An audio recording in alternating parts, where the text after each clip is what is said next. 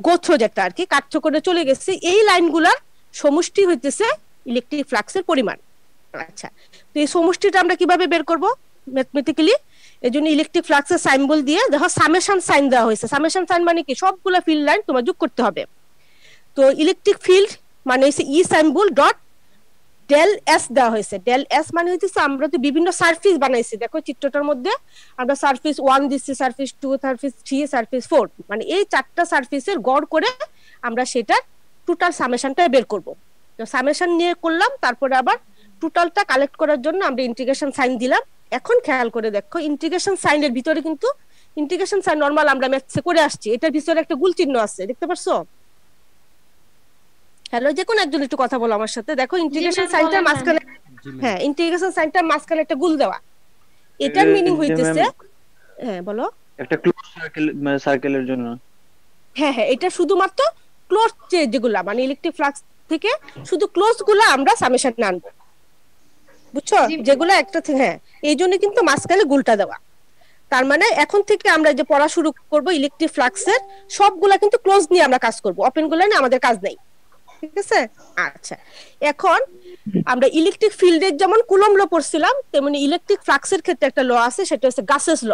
গাস একজন অত্যন্ত জ্ঞানী বিজ্ঞানী, উনার কারণে আসে ইলেকট্রিক ফিল্ডে যত কিছু আবিষ্কার হয়েছে আর কি, উনি আবিষ্কার করছেন। তো উনার ইলেকট্রিক ফ্লাক্সের উপর একটা ল আছে। হ্যাঁ বলো বাবা। ম্যাডাম এখানে এই যেগুলো ম্যাডাম ওপেন আছে ম্যাডাম, ওইগুলার কাজ কি ম্যাডাম? হ্যাঁ হ্যাঁ হ্যাঁ হ্যাঁ, এইগুলোর কাজ আমি ভিতরে আছে বলবো তোমাকে। শুনো, কোন একটা জায়গায় ধরো তোমরা ইউনিভার্সিটি বা কলেজে ধরো 60 জন এডমিটেড হয়েছিল, সবাই কি ক্লাস করছো? ঠিক না, সবাই ক্লাস করে না, সবাই হয়তো 1-1 থেকে 1-2 তে সাবমিট করে না, কিন্তু কিছু ক্লাস তো তারা করে, হয়তো 6টা কোর্সের মধ্যে 4টা কোর্স তারা কমপ্লিট করে, ঠিক আছে? তো সেই রুলস অনুযায়ী কি আছে, 12 ক্রেডিট কমপ্লিট করলে তুমি নেক্সট সেমিস্টারে উঠতে পারবা। তেমনি এই সারফেস গুলারও আলাদা আলাদা কাজ আছে, এটা আমার পরের কোশ্চেনে আছে, আমি তোমাকে বুঝাবো, ঠিক আছে? সবগুলাই যে লাইন থ্রো করে ইঞ্জিনিয়ার হইতে পারবে সেটা তো না, সবাই যে তোমরা ইঞ্জিনিয়ার হইতে পারবা, সবাই যে তোমরা একবারে সরকারি চাকরি পাবা সেটা তো না, কিন্তু প্রত্যেকেই কিন্তু কাজে লাগবা, ঠিক না? তো তাদেরও কাজ আছে, আমি বলতেছি। আচ্ছা, তো ইলেকট্রিক ফ্লাক্সের ক্ষেত্রে যে লটা গাসেস লটা শুধুমাত্র ক্লোজ হাইপোথেটিক্যাল সারফেস গুলা নিয়ে করা হয়েছে।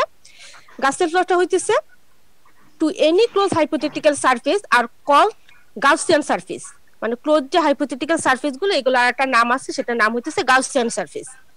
gives a connection between electric flux for the surface and net charge q enclosed by the surface. enclosed by the surface মানে হইতেছে যে চার্জগুলা ক্লোজ হাইপোথেটিক্যাল সারফেসের মধ্যে পড়ছে সেইগুলার ইলেকট্রিক ফ্লাক্স সমান সমান হইতেছে এইগুলার ভিতরে যে চার্জটা এনক্লোজ হয়ে আছে।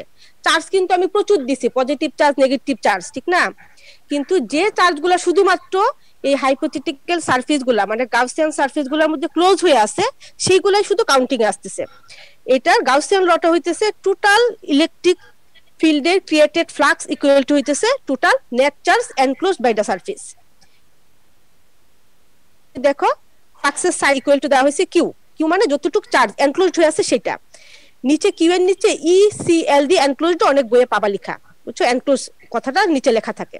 আচ্ছা, তো বলো বাবা। ম্যাম ওই যে আমরা কি শুধু এখান থেকে কিভাবে ম্যাথটা আসলে ইকুয়েশনটা আসলে এটা বের করে আসবে কোশ্চেনে? আমি যা পড়াবো তাই আসবে, এর বাইরে কিচ্ছু না।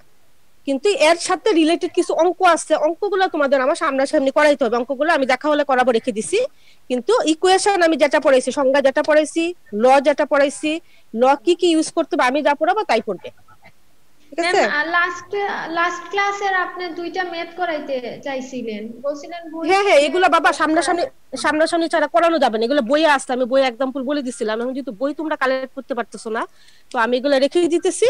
এইগুলা দেখা হলে আর কি, যখন খোলা হবে তখন তো আমি, হ্যাঁ খোলা হলে তো অবশ্যই আমি 2-3 দিন ক্লাস নিব, ঠিক না? একদিন শুধু অঙ্ক ক্লাসই থাকবে, শুধু অঙ্কগুলা করায় দিব। কারণ বই থেকে আমি যদি তোমাদের ছবি তুলে দিই এগুলো আসলে মানে স্ক্যান করে পড়তে পারবে না, বুঝছো? আর লাস্ট পর্যন্ত যদি কোনো উপায় না থাকে তাহলে বই থেকে হাতে লিখে তারপরে আমি তোমাদের দিব। এগুলো টাইপ করে খুবই কষ্ট, অঙ্ক টাইপ করে খুব কষ্টের বাবা। জি ম্যাম। আচ্ছা হ্যাঁ বলো ম্যাম। আপনি বলছিলেন লাস্ট ক্লাসের যে পিডিএফ ওইটা তো অনেক ভুল ছিল, বলছিলেন ওটা ঠিক করে দিবেন।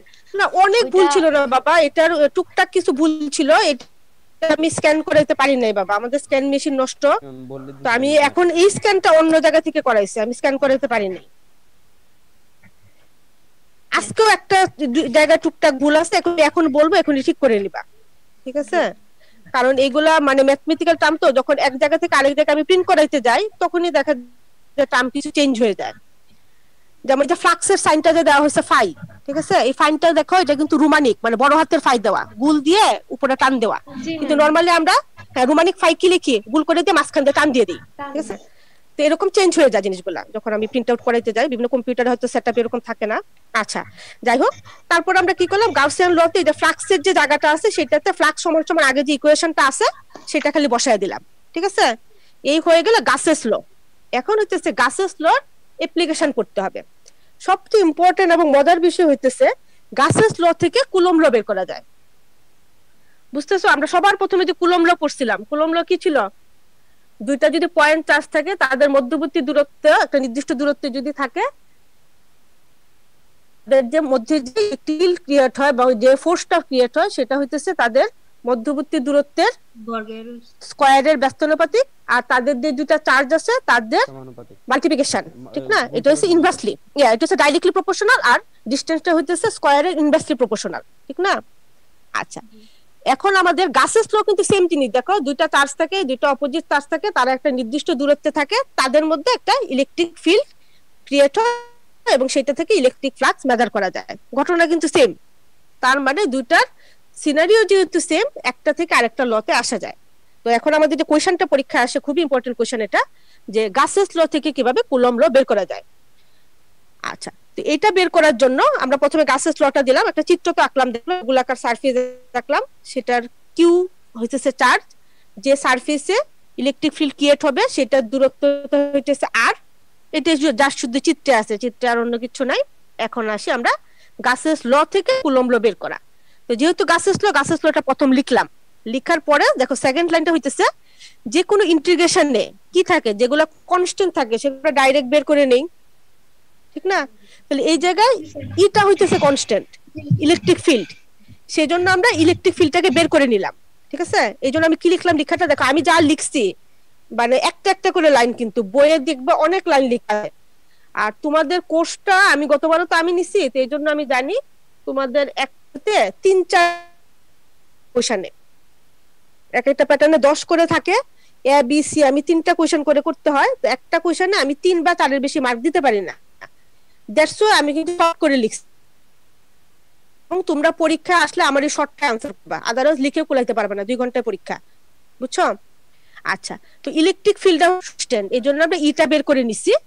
এই জায়গায় দেখো একটু ভুল আসছে, E is constant for all points on the surface, লেখাটা পাইছো?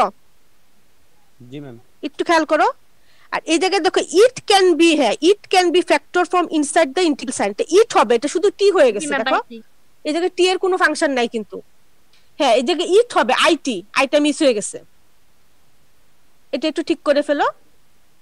ইট ক্যান বি হবে, it can be factor from outside the integral sign, মানে এটা যেহেতু কনস্ট্যান্ট, এটা আমরা ইন্টিগ্রাল সাইনের আউটে নিয়ে আসছি। আচ্ছা, পরে ইন্টিগ্রাল সাইনের ভিতরে যেটা রয়ে গেল ডিএস, ডিএস মানে হইতেছে এই যে আমরা সারফেসটা নিচ্ছি, সার্কুলার সারফেসটা যেটা স্কয়ারটা, সেটার এরিয়া। তো সেটার এরিয়াটা আমরা ডাইরেক্ট বসায় দিলাম 4 পাই আর স্কয়ার।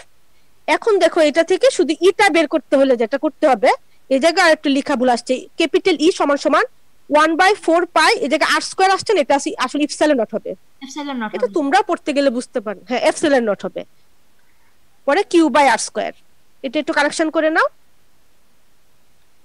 এটা তোমরা দেখলেও ভুলটা বের করতে পারবা। ক্যাপিটাল ই সমান সমান হইতেছে 1/4 pi epsilon naught q by r square.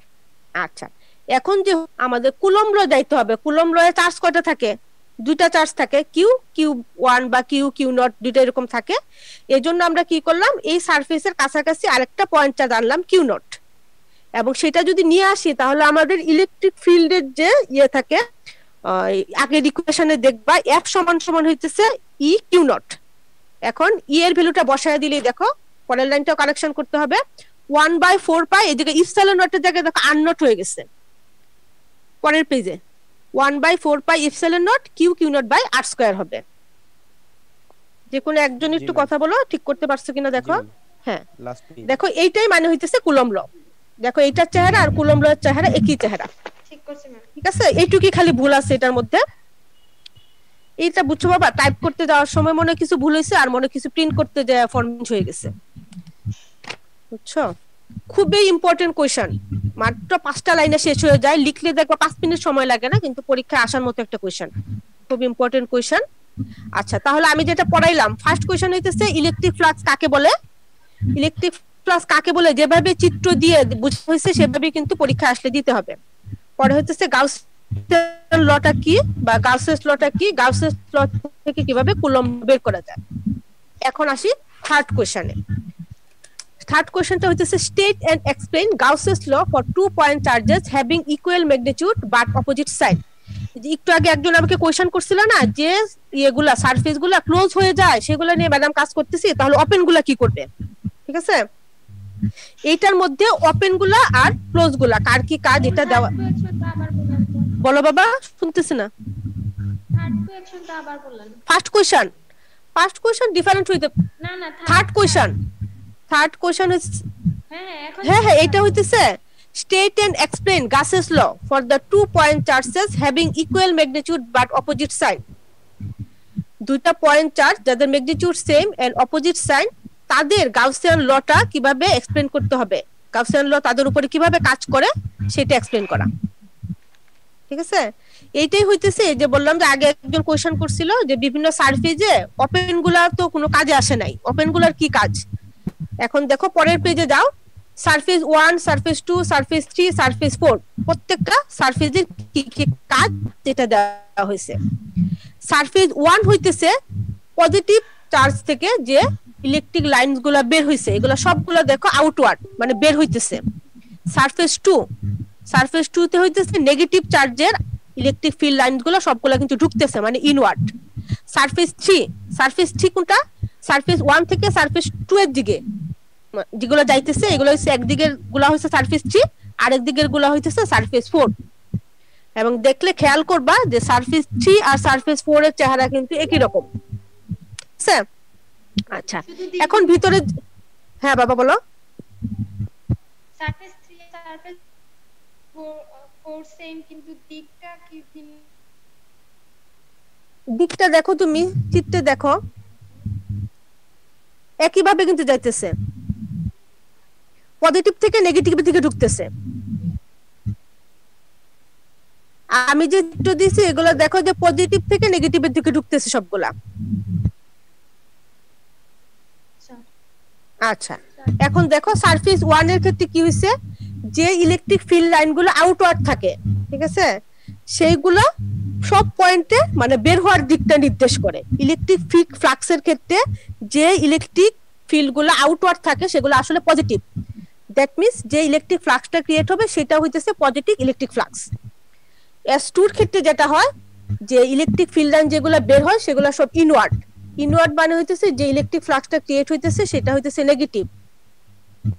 That's why এই জায়গায় যতগুলা ইলেকট্রিক ফ্লাক্স বা ইলেকট্রিক চার্জ ক্রিয়েট হইতেছে এগুলা ইনওয়ার্ড এবং নেগেটিভ। S3 এর ক্ষেত্রে যেটা হইছে এই জায়গায় পজিটিভ নেগেটিভ এই দুটো আসলে পাসবা হিসেবে কাজ করছে। একটা রুম থেকে আরেকটা রুমে যাওয়ার পথে মাঝখানে যেরকম পেসিস থাকে, এটা আসলে এরকম পেসিজের মতো কাজ করে, একটা থেকে আরেকটা যাওয়ার জন্য পেসিস। এই জায়গায় পজিটিভ গুলাও আসে নেগেটিভ গুলাও আসে, ঠিক না? তো এই জায়গার ক্ষেত্রে পজিটিভ এবং নেগেটিভ দুইটার যেহেতু চার্জ সেম বাট সাইনটা অপোজিট, এই জন্য কিন্তু টোটাল যে চার্জটা হয় সেটা জিরো হয়ে যায়। সো চার্জ যদি জিরো হয়ে যায় দ্যাট মিন্স যে ইলেকট্রিক ফ্লাক্সটা ক্রিয়েট হইতেছে থ্রু দা ইলেকট্রিক সারফেস, এটাও আমাদের রেজাল্টটা জিরো চলে আসে। এবং S4 এর ক্ষেত্রে সেম জিনিস, এই পজিটিভ নেগেটিভ দুই ধরনের চার্জ থাকে, তাদের ম্যাগনিটিউড সেম বাট সাইনটা অপোজিট, এই জন্য কাটাকাটি করে আসলে নেট বা এনক্লোজ যে ইলেকট্রিক চার্জটা থাকে সেটা জিরো হয়ে যায়। তো S3 আর S4 দুইটা লেখাও সেম, এই জন্য আমি লেখাটা দেখো লাস্টে কেটে দিচ্ছি। যে পরীক্ষায় S3 টা লিখবা সে যদি S4 এর জায়গায় লিখে দাও সেম এজ S3 তাহলে তারটা হয়ে যাবে। আর কেউ যদি S3 না লিখে যদি সে লিখো S4 এর ক্ষেত্রে সেম এজ সারফেস S3 তাহলে তারটা আর কি কাউন্টেড হবে না। বুঝছো কথাটা? সেম লিখা, এই জন্য দেখো আমি তোমাদের শীটের মধ্যে এটা টান দিয়ে কেটে দিছি। হ্যাঁ, তো যে পরীক্ষায় S3 টা লিখবে সে 4 এর ক্ষেত্রে লিখবে সেম এজ S3, আর কেউ যদি S3 না লিখে শুধু 4 এর ক্ষেত্রে লিখে দেয় সেম এজ S3 তাহলে সে মার্কটা পাবে না। S4 এর ভ্যালু সেম ম্যাডাম, দুইটার চার্জের ম্যাগনিটিউড যেহেতু সেম, ঠিক না? ম্যাগনিটিউড সেম হলে ইকুয়াল চার্জ তো কাটাকাটি করে এনক্লোজ চার্জ আর থাকবেই না, জিরোই হয়ে যাবে, সেমই তো হবে। বারবার খেয়াল রাখবা দুইটা চার্জ কিন্তু আমি ইকুয়াল ভ্যালু নিছি। কোশ্চেনটার ক্ষেত্রে খেয়াল করো আমি কি বলছি, state and explain Gauss's law for the 2 point charges having equal magnitude but opposite sign. Equal magnitude plus opposite sign, এই দুটো এই দিকে এক পাশে কাটাকাটি যাবে, যাওয়া আসা করবে, একটা পজিটিভ আর একটা নেগেটিভ, দুটোতে কাটাকাটি করে এনক্লোজ চার্জ তো জিরোই হবে। ক্লিয়ার ব্যাপারটা? জিরো হলে সেটা আবার মানে হিসাবে নেয়ার কি দরকার? এই জন্য তো এগুলো হিসাবে নাই, এগুলা যে পাস করে কাছে গেছে এগুলো তো হিসাবে নাই। হিসাবে তো এই জন্য এনক্লোজ গুলো নেওয়া হয়েছে, যেগুলো একটা থেকে আরেকটাতে ঢুকে গেছে ডাইরেক্ট, সেগুলো তো এনক্লোজ গুলো নেওয়া হয়েছে, ওইগুলো তো এভাবে কাউন্ট করে নেওয়া হয় নাই, এগুলোতে ক্যালকুলেশন আসে নাই, কারণ এগুলো কাটাকাটি করে জিডি হয়ে যেটা পাস বাই হিসেবে কাজ করে, মানে যাওয়ার রাস্তা হিসেবে প্যাসেজ হিসেবে কাজ করে। S3 এবং S4 কাউন্টিং এ আসো, S1 আর S2 গুলো কাউন্টিং এ আসে। S1 এবং S2 এর মধ্যে যেগুলো শুধুমাত্র একটার ভিতরে আরেকটা ঢুকে গেছে, ক্লোজ হয়ে গেছে, সেগুলো কাউন্টিং এ আসে। যেগুলো ওপেন থাকে এগুলো কিন্তু কাউন্টিং এ আসে না, বুঝছো? আচ্ছা, এইটুক পর্যন্ত ছিল একটা শীট। আচ্ছা হ্যাঁ, এখন আসি সেকেন্ড শীট। সেকেন্ড শীট হচ্ছে ক্যাপাসিটর এন্ড ক্যাপাসিটেন্স।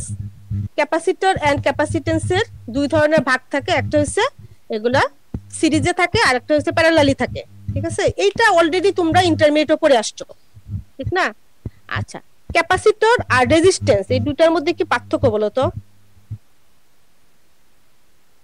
এটা কিন্তু ইন্টারমিডিয়েটের পড়া, ক্যাপাসিটর আর রেজিস্ট্যান্স বা ক্যাপাসিটেন্স আর রেজিস্ট্যান্স। ক্যাপাসিটরের কাজ হইতেছে যে কোনো একটা এনার্জি স্টোর করে রাখা, আর রেজিস্ট্যান্সের কাজ হইতেছে বাধা দেওয়া, ঠিক না? দুইটা কিন্তু ঠিক অপোজিট। এনার্জি স্টোর করে রাখবে, সেটা আমরা পরবর্তীতে ব্যবহার করতে পারবো। এখন এই যে দেখো আমাদের ডেস্কটপ কম্পিউটার আর ল্যাপটপ দুটার মধ্যে ডিফারেন্স কি? ডেস্কটপ কম্পিউটার তুমি একটা কাজ করতেছো, ঠুস করে কারেন্ট চলে গেল, কি হইতো? তোমার যদি আলাদা করে তোমার ভোল্টেজের জন্য আলাদা করে যদি তোমার আইপিএস এ ইয়ে দেওয়া থাকতো, তখন তোমার এটা কিছুক্ষণ চলতো, না হলে দেখো 10 মিনিটের মধ্যে শাটডাউন হয়ে গেছে। মানে তুমি এনার্জিটা স্টোর করে এভাবে ঘন্টা 3 ঘন্টা 4 ঘন্টা এভাবে রাখার পদ্ধতি ছিল না। কিন্তু এখন যে আমরা ল্যাপটপের ব্যাটারি যে কানেকশন দেই, চার্জারটা, এই চার্জারের ভিতরে কিন্তু ক্যাপাসিটর থাকে, কালো রঙের বড় যেটা থাকে এটাই কিন্তু ক্যাপাসিটর। এই ক্যাপাসিটর থাকার কারণে আমরা যে ল্যাপটপে চার্জ দেই, ভিতরেও কিন্তু দেখবা ক্যাপাসিটরে কত ভ্যালু আছে, কতটা কতক্ষণ এটা স্টোর করে রাখতে পারে, এগুলো কিন্তু ল্যাপটপের কনফিগারেশনে দেওয়া থাকে। তার মানে ক্যাপাসিটরের কাজই হইতেছে যে ক্যাপাসিটরের ক্যাপাসিটেন্স যত বেশি, সে কিন্তু তত টাইম পর্যন্ত বা ততটুক ইলেকট্রোস্ট্যাটিক ফোর্স হিসেবে এনার্জিটাকে স্টোর করে রাখতে পারে। দ্যাট মিন্স ক্যাপাসিটর হচ্ছে এক ধরনের ডিভাইস যেটা এনার্জি স্টোর করে রাখে in a electrostatic force. Electrostatic force হিসেবে এনার্জিটাকে স্টোর করে রাখা হইতেছে ক্যাপাসিটরের কাজ। এখন এই ক্যাপাসিটরের কনফিগারেশনটা আসলে কি? একটা ক্যাপাসিটরে দুইটা কন্ডাক্টর থাকে, এই জায়গায় আমি চিত্রে দেখায় দিছি। দুইটা কন্ডাক্ট সেম, ভিতরে configuration same, positive charge negative charge থাকবে, তাদের মধ্যে ইলেকট্রিক ফিল্ড ক্রিয়েট হবে। কিন্তু বাইরে থেকে আমরা যেটা দেখি সেটা হইতেছে ক্যাপাসিটরের ভিতরে এরকম অরবিটারি শেপ থাকে। এই শেপের দুটো প্লেট থাকে, একটা প্লেট পজিটিভ চার্জ ক্যারি করে আর একটা প্লেট নেগেটিভ চার্জ ক্যারি করে। যখন আমরা একটা ক্যাপাসিটরের মাধ্যমে ব্যাটারিকে চার্জ করতে চাই, তখন এই ক্যাপাসিটরের যে দুটো প্লেট থাকে, পজিটিভ প্লেটটা লাগে ব্যাটারির নেগেটিভ প্রান্তের সাথে আর নেগেটিভ প্লেটটা লাগে ব্যাটারির পজিটিভ প্রান্তের সাথে। তখনই কিন্তু আসলে একটা ক্যাপাসিটর চার্জ হয়। তো চার্জ কমপ্লিট হওয়ার মাঝখানের যে জায়গাটা থাকে, তখন আসলে ভিতরে তাদের মধ্যে যেহেতু চার্জ ফ্লো হইতেছে পজিটিভ এবং নেগেটিভ প্লেটের সাথে, তখন তাদের মধ্যে ভোল্টেজ ডিফারেন্স বা পটেনশিয়াল ডিফারেন্স ক্রিয়েট হয়, যেটাকে বলা হয় ভি। তো এখন চার্জ হইতেছে কিউ, পটেনশিয়াল ডিফারেন্স বা ভোল্টেজ ডিফারেন্স হইতেছে বি, আর ক্যাপাসিটর হইতেছে সি। তাদের তিনটার মাঝখানে যে রিলেশন সেটা হইতেছে, দেখো আমি লিখে দিছি, the charge and the potential difference V for a capacitor are proportional to each other. Charge এবং ভোল্টেজ ডিফারেন্স মানে potential difference V is directly proportional to each other। তাহলে মানে Q proportional to হইতেছে V, পরে লেখা যায় Q equal to CV। আমি direct CV লিখে দিছি, সিটাই হইতেছে ক্যাপাসিটেন্স, যেটা আসলে প্রপোর্শনাল কনস্ট্যান্ট হিসেবে কাজ করে। তো একটা ক্যাপাসিটরের যে প্লেটের যে পজিটিভ এবং নেগেটিভ চার্জটা আছে, the capacitance is measured how much charge must be put on the plate to produce a certain potential difference between them. তো একটা ক্যাপাসিটরের কতটুকু ক্ষমতা, এটা আসলে মেজার করার উপায়টা হইতেছে আমরা যে প্লেটগুলোতে কি পরিমাণ চার্জ দিছি এবং এইটা কতটুকু পরিমাণ পটেনশিয়াল ডিফারেন্স ক্রিয়েট করবে সেটার উপরে আসলে একটা ক্যাপাসিটরের ক্যাপাসিটেন্স ডিপেন্ড করে। তো এই ক্যাপাসিটরের যে এসআই ইউনিট, এই জায়গায় দেখো একটু ভুল আসছে, দি এসআইটা দেখো দেখা কিরকম যায়, 1 এর মতো দেখা যায়, দেখছো? জি ম্যাম, সাবস্ক্রিপ্টে পড়ে এটা এসআই হবে, এসআই ইউনিট। হ্যাঁ, SI unit of A capacitor, এটা ইকুয়েশন থেকে বের করা যায়। চার্জের জন্য হইতেছে কুলম আর ভোল্টেজের জন্য হইতেছে ভি, ভোল্টেজ ডিফারেন্সের জন্য এই জন্য লেখা হয় সি বাই ভি।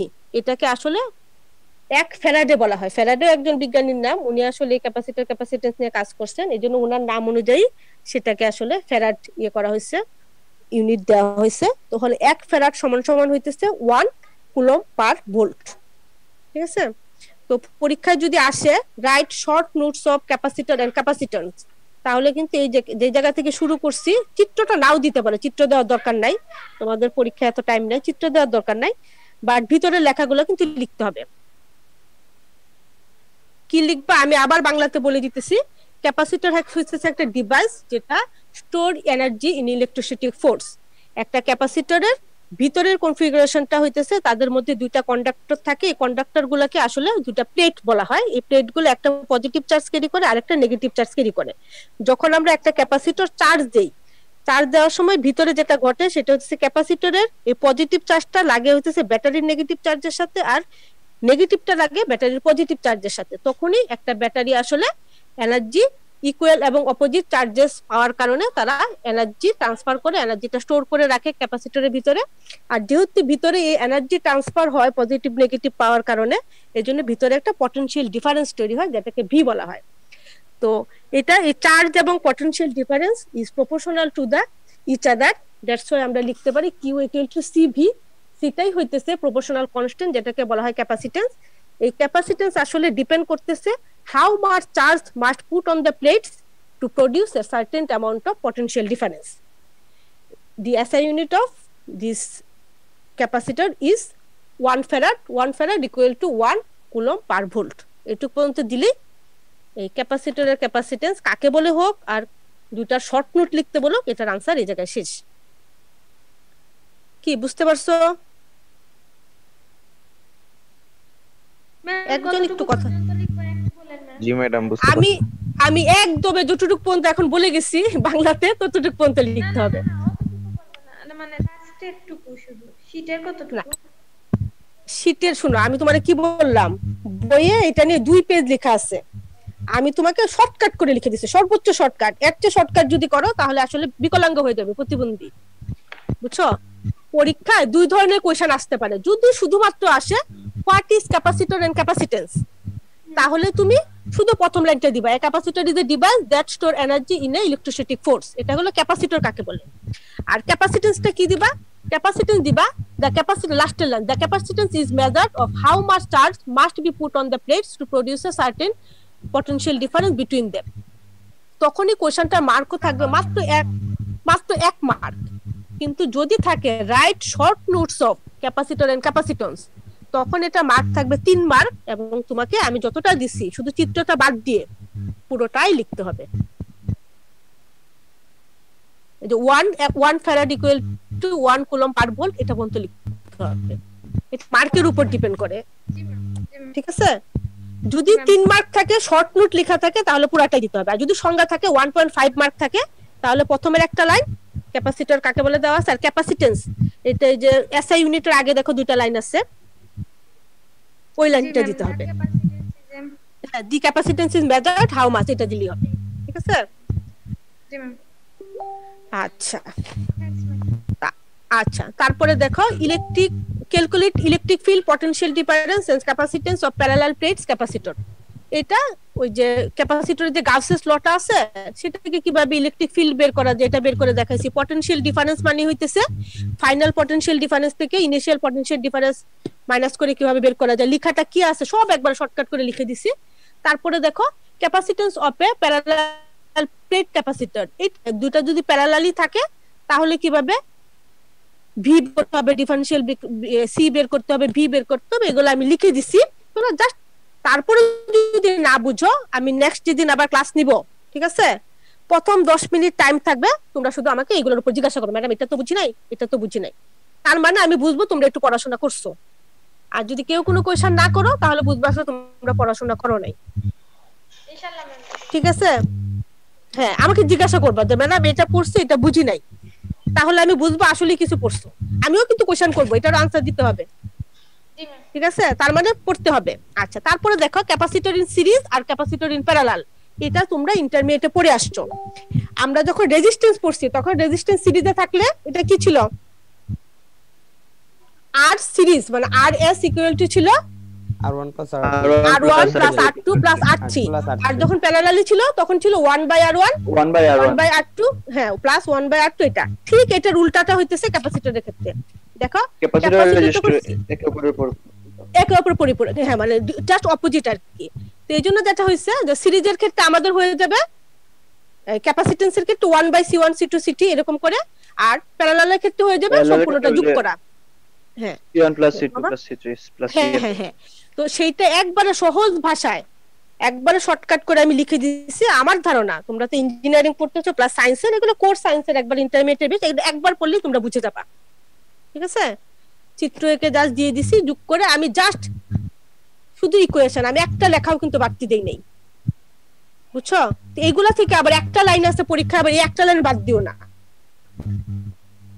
ঠিক আছে। তো এটা চিত্র মাস্ট পরীক্ষা দিতে হবে, পরীক্ষা যদি এই কোশ্চেন আসে চিত্র মাস্ট দিতে হবে। চিত্র তো বুঝোই, সিরিজে হইলে সবগুলো একসাথে লাগানো থাকে, আর যদি প্যারালালি থাকে তাহলে সেগুলো আলাদা আলাদা করে ইউনিট ভাগ করে লাগানো থাকে, ঠিক না। তো এটা চিত্র দিয়ে ইকুয়েশনটা দিয়ে দিবা, এইটা থেকে একটুকু শর্টকাট করবে না, একটা লাইনে শর্টকাট করবে না, এটা বাসায় একবার পড়লেই বুঝে যাবা, ঠিক আছে। তো এই টোটালটা মিলে হইতেছে আমাদের একটা চ্যাপ্টার। পরীক্ষা থেকে এটার থেকে মানে 1.5টার মতো কোশ্চেন আসবে, মানে একটা পুরো প্যাটার্ন 10 মার্ক আর 5 মার্ক 15 মার্ক আসবে, ঠিক আছে। খুবই ইম্পর্টেন্ট চ্যাপ্টার। আর তোমাদের এখন পর্যন্ত আজকে পর্যন্ত যতটুকু পড়া হয়েছে আমাদের ইলেকট্রিক ফিল্ড আর ম্যাগনেটিক ফিল্ডের একটা পোরশন, যেটা এ পার্টে আসে, এ পার্টে 3টা প্যাটার্ন থাকবে, তোমাকে 2টা প্যাটার্ন আনসার করতে হবে, ঠিক আছে।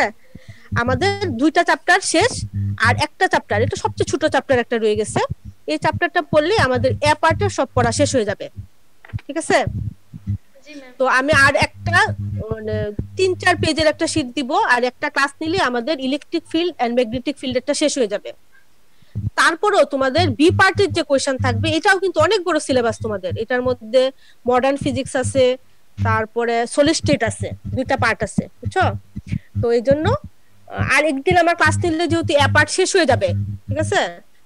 তো তোমরা এইটা টোটালটা এ পার্ট শেষ হওয়ার পরে আমি একটা অ্যাসাইনমেন্ট দিব, এখন তো তোমাদের মূল্যায়ন করতে পারতেছি না, একটা অ্যাসাইনমেন্ট দিব, সেই অ্যাসাইনমেন্টটা তোমরা আমাকে লিখে আমি যেভাবে করে দিছি ইমেল করে দিতে পারবা, অথবা স্ক্যান করে কেউ আমার কাছে পাঠাইতে পারবা, এটা করতে হবে। ম্যাম গুগল ক্লাসরুমে আপনি অ্যাসাইনমেন্ট দিয়ে দিয়েন। হ্যাঁ হ্যাঁ ক্লাসেই দিব, আগে একটা চ্যাপ্টার আছে এটা শেষ করে আনি, ঠিক আছে। আর একটা ছোট চ্যাপ্টার রয়ে গেছে 3-4 পেজের, এটা শেষ করে টোটালটার উপরে মানে a part electric field and magnetism যেটা, সেটার উপর আমি একটা অ্যাসাইনমেন্ট দিব, ঠিক আছে। তো তাহলে অ্যাসাইনমেন্টটা পাইলে যেটা হবে, তোমাদের অনেকে হয়তো অ্যাটেন্ড করতে পারো না ক্লাসে, তাহলে অ্যাটেন্ডেন্সের মার্কটা আমি ওইভাবে কাউন্ট করব না, যারা যারা অ্যাসাইনমেন্ট দিবা তাদের অ্যাটেন্ডেন্স প্লাস অ্যাসাইনমেন্ট এই দুটার মার্কে আমি কাউন্ট করব, ঠিক আছে ব্যাপারটা। ম্যাম অ্যাসাইনমেন্টের মার্ক কত? অ্যাসাইনমেন্টে 10 মার্ক, 10 ঠিক আছে। অ্যাসাইনমেন্ট নিয়ে চিন্তা করার পরে আগে পড়াটা শেষ করবে, অ্যাসাইনমেন্ট কিন্তু পড়ার ভিতরেই থাকবে, ঠিক আছে। একটু ফার্দার স্টাডি করতে হবে করে এটার মধ্যে। তো আমি আরেকদিন, আমাদের 27 তারিখ থেকে আমাদের একটা ট্রেনিং আছে, বুঝছো, 6 দিন ব্যাপী। তো 27 তারিখ থেকে জানুয়ারির 1 তারিখ পর্যন্ত প্রতি ঘন্টা মানে অনলাইন, তাহলে আমি দুইকে ওকে দিব, ফোন দিয়ে আমি জানিয়ে দিব ক্লাসটা কবে নিব, 3rd চ্যাপ্টারটা, ঠিক আছে। আর এর মধ্যে আমি 6 দিনের মধ্যে তোমাদের লেকচার শিটটা আমি গুগল ক্লাসরুমে দিয়ে দিব, ঠিক আছে। আর কোনো ধরনের প্রবলেম যদি ফেস করো পড়তে গিয়ে আমাকে জানাবা, আমি তাহলে আরেকদিন আবার একটা করে এই চ্যাপ্টারের উপর একটা ক্লাস দেব, ঠিক আছে? যদি প্রবলেম ফেস করো, পড়তে গিয়ে যদি প্রবলেম ফেস করো আমাকে অর্পিতার মাধ্যমে জানিয়ে দিবা। হ্যাঁ, ওকে, ঠিক আছে বাবা, তাহলে ভালো থেকো সবাই।